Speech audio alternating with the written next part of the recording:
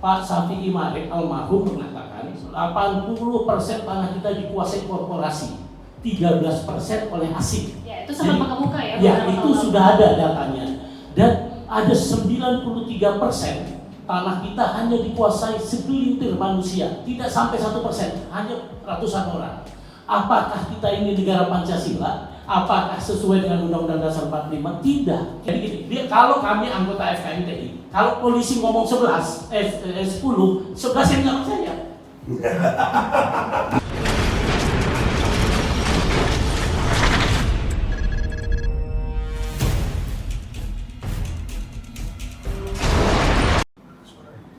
Terima kasih moderator dan pembicara sebelumnya, Pak Ajis, Pak Alvin, Bang Aldo ya. Kemudian ini Pak Alvin ini adalah pejuang nih. Ini fakta. Beliaulah yang mengangkat isu-isu tentang ketidakadilan di negeri ini. Dan kita harus berterima kasih kepada beliau bahwa, dan terima kasih juga kepada Pak Haji, saya manggilnya Pak Haji.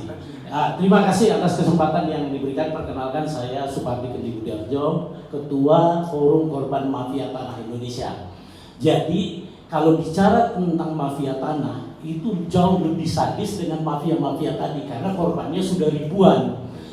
Ya, kenapa ribuan? Kita perang saudara antara pemilik tanah dengan pemilik tanah dengan aparat, dan korbannya sudah ribuan seluruh Indonesia. Ya, jadi ini tidak terekspos. Ya, mudah-mudahan dengan adanya saudara saya ini, Pak Alvin ini bisa kita terekspos. Dan korbannya pun semua lini, tidak mengenal suku ya, tidak mengenal ras di seluruh Indonesia. Di FKMT itu korbannya ada 30.000 yang masuk kita ke database kita. Tapi yang bisa kita seleksi tidak sampai 1.000. Kenapa? Karena begitu banyaknya data sementara tenaga ahli kami terbatas, ya. Jadi itu yang kami sampaikan.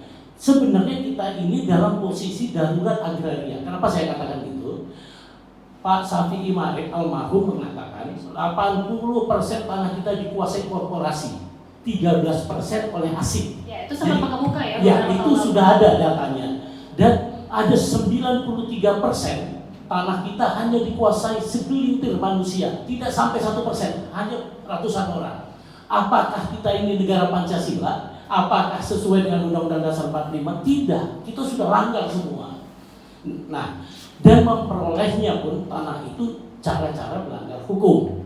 Ya. Seperti apa? Ya, karena ya udah melanggar Undang-Undang Dasar, udah melanggar Pancasila. Tidak mungkin satu korporasi menguasai 6 juta hektar. Bagaimana caranya? Kan ini di mana keadilannya? Di mana Pancasilanya? Di mana Undang-Undang Dasar 45-nya? Kita sudah tabrak semua. Tapi para politisi kita, pejabat kita diam, buta, tuli, dan peka terhadap ketimpangan ini. Oleh sebab itu acara ini luar biasa. Saya dukung 100% kita suarakan terus tentang ketimpangan tanah ini.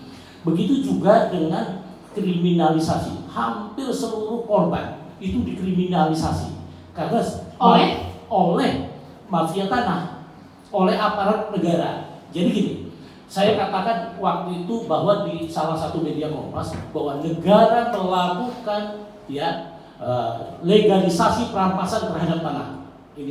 Ini saya katakan demikian. Kenapa? Coba bayangkan di Kaltara sana negara mengeluarkan konsesi melebihi dari luas provinsi itu. Artinya apa? Saudara kita yang tinggal sebelum merdeka dia jadi penumpang gelap. Kenapa? Ini fakta. Ayo kita adu data. Nah, di FKMT itu kita pilah-pilah bagaimana perampasan itu. Perampasan di perkebunan, bagaimana caranya? Konsesi yang diberikan 2.500 hektar dikuasai 3.600, 1.200 digunakan kekuatan negara untuk mengusir rakyat. Saya sampaikan datanya. Begitu juga di pertambangan, izinnya iumnya di sini, diambilnya di mana? Nah, oke. Begitu juga yang ada di infrastruktur. Jadi ini jalan dibangun bersama pemerintah Pak Jokowi. Dia sudah anggarkan, dia tahu siapa pemilik tanah itu, dan uangnya sudah dititip di pengadilan. Apa yang terjadi? digugat pemiliknya sampai 7 kali. Itu ada di Tol Sumatera. Justru pemiliknya yang digugat ya? Pemiliknya. Nanti si mafia tanah mengatakan begini, kita damai, ayo damai di pengadilan 70-30, si pemilik tanah 30%, si mafianya 70. Kalau tidak jalan terus gugatan itu, gugatannya jalan terus kan. Nah, ini sudah kita laporkan langsung ke presiden, kemana-mana sudah kita laporkan, tapi tidak jalan. Begitu juga di perkotaan itu banyak, gampang kok. Pak Mahfud udah jelas-jelas menyatakan mana tanahnya Pak Alvin itu, ya udah saya bisa ambil, gampang caranya ngambilnya kok. Saya ingatkan kepada seluruh rakyat Indonesia bahwa walaupun Anda punya sertifikat hak milik, hak guna bangunan, tidak jamin aman. Kenapa? 80% anggota FKMTI memiliki sertifikat hak guna bangunan dan hak milik yang dirampas. Dan itu tanah tidak ditelantarkan, dikuasai, digunakan. Bahkan ada yang lagi diagunkan di bank, ya, itu dirampas. Bahkan sudah disekolahkan 5 kali dan sertifikatnya sudah di umur 30 tahun bisa dirampas. Nah, jadi ini fakta yang ada. Kalau kita lapor polisi, apa yang terjadi? Tidak jalan. Kita di penjara. Kita tidak jalan, sama sekali tidak jalan. Jadi kenapa? Jadi gini, kalau kami anggota FKMTI, kalau polisi ngomong 10, 11 yang nggak percaya. Jadi begitu juga teman-teman di BPN, begitu juga teman di pengadilan. Jadi mau ngapain kita negara ini gitu loh. Jadi contoh kasus ya, simpel saja. Di FKMTI konflik pertanahan itu hanya melihat 2 hal. Ya, dibagi 2. 1 sengketa, 1 perampasan. Kalau sengketa itu adalah perebutan terhadap 1 aset atau lebih oleh 2 atau lebih ahli waris atau yang punya hubungan bisnis, sehingga mereka harus bisa membuktikan keperdataannya di pengadilan. Tapi kalau di FKMTI tidak, perampasan murni, di mana pemilik lama punya sertifikat, muncul sertifikat baru, bukan palsu.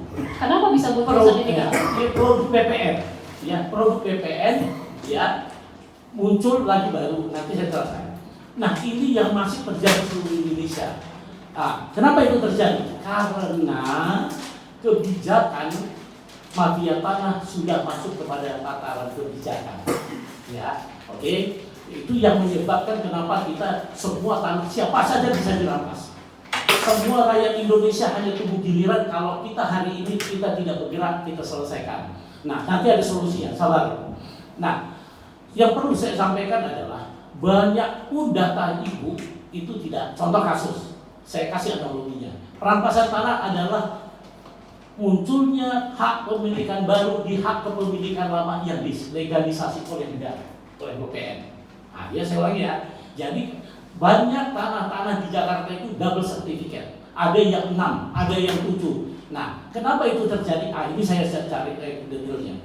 Kalau Pak Alvin punya sertifikat hak milik dan ditempatin, dan beliau sudah nyekolahkan 5 tahun, bahkan 5 kali, 25 tahun.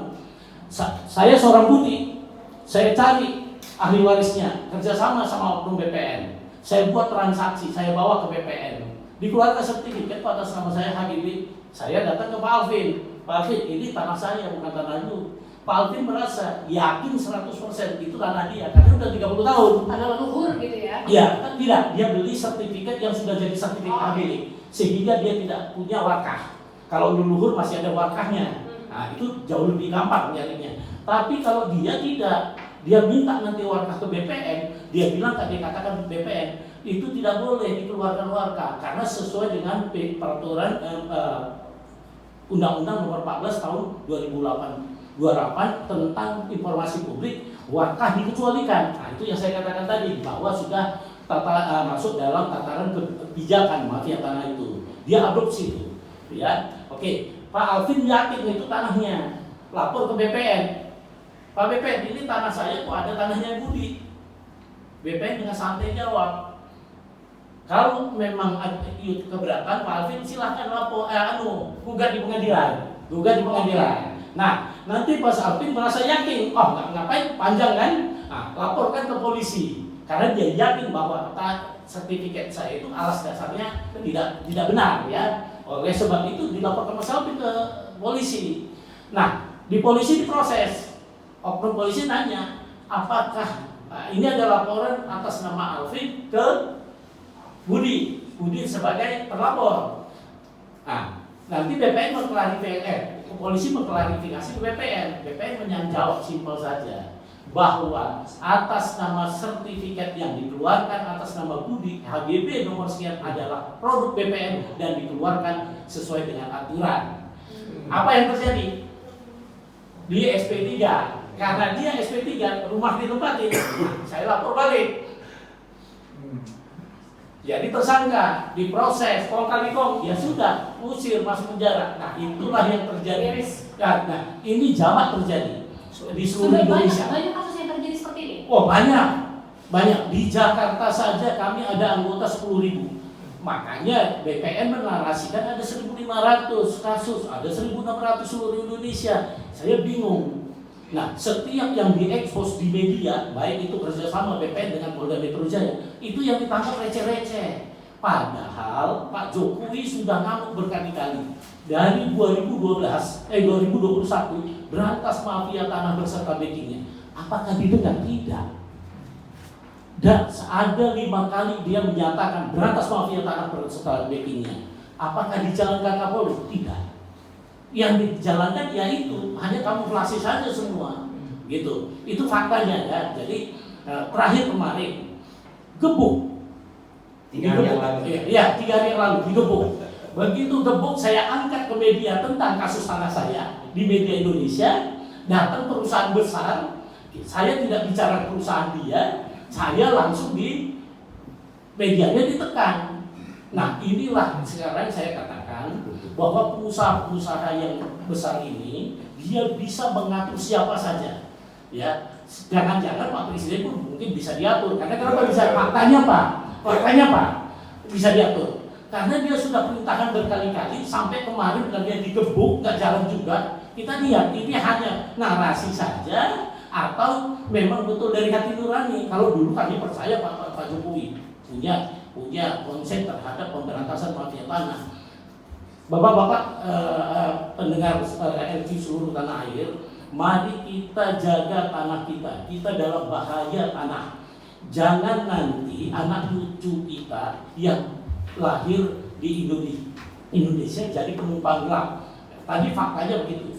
Dulu waktu akhir 2021 ya itu ada namanya Ijma MUI, itu perdebatan antara Pak Anwar Abbas dengan Pak Presiden, langsung ditanggapi Pak Presiden. Apa isinya? 59% SDA kita tidak sampai dikuasai 1% rakyat Indonesia.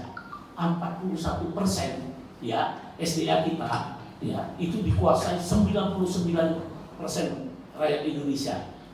Sekarang pertanyaannya, kontribusi yang 90% hanya tidak sampai 1% buat APBD kita. Sementara yang 41% itu 99% kontribusinya buat negara. Artinya apa? Kita habisin, ayo Pak Jokowi kami dukung Anda, kita habisin ini bohir-bohir mafia tanah ini. Itu yang saya perlu sampaikan. Nanti kalau bicara solusi nanti sepakat nanti ya. Oke. Nanti solusinya disimpan dulu ya, gitu ya. disimpan Kita dulu. kasih persyaratan untuk Pak Budi. Terima kasih Pak. Ini tentunya mencengangkan sekali data yang sudah diungkapkan bahwa ternyata miris darurat sekali bisa dikatakan. Tapi balik lagi, ini sudah persoalan terjadi tahun menahun, tapi lagi-lagi tidak terlalu terlihat di permukaan. Kita boleh? Ya silakan. Ada pertanyaan nggak Pak? Oke. Enggak, lanjut. Silakan Pak Alvin, tanggapannya. Jadi mafia tanah ini kalau dilihat menjadi isu yang paling hangat ya dari Presiden Jokowi itu sampai bicara 4 kali kalau saya lihat. Ya, betul. 4 kali loh dia memerintahkan kepada Kapolri di situ ya. Dan ini tapi bukan hanya permasalahan di Kapolri sebenarnya kalau saya bilang gitu, karena jadi bukannya saya belain Kapolri ya, tapi contoh mafianya itu ada contoh di BPN juga. Kenapa saya bilang di BPN? Kalau tadi dengar cerita Bapak, berarti ada oknum BPN dong yang membuat, dia udah tahu ada surat pemilik yang sah, tapi dia bikinin lagi, dia nggak ngecek kan gitu. Betul. Nah, berarti sebenarnya nggak bisa ini cuma diatasi oleh satu kementerian atau satu kepolisian. Tapi ini udah harus kerjasama antara kementerian, kepolisian, ATR BPN juga di situ kan, kejaksaan, mungkin sama pengadilan juga di situ ya. Jadi nggak bisa ini masalah-masalah yang sangat konflik yang nanti di dalam sesi terakhir ini kita bicara nih tentang tadi kita udah bicara tentang apa 5 isu penting daruratnya Indonesia ini terhadap hukum. Nah, nanti kita akan coba cari solusi bersama di sini ya. Bagaimana cara kita menyelesaikan di sini karena kelihatan banget bahwa pemerintah ini kalau saya lihat nggak mampu nih menyelesaikan ini. Betul. Nggak mampu ini kalau didiemin ini mau nanti tahun depan ganti presiden juga sama, nanti presiden yang baru juga bilang tolong beresin dan tidak akan pernah selesai ini. Jadi kalau saya lihat seperti itu, Mbak. Terima kasih Pak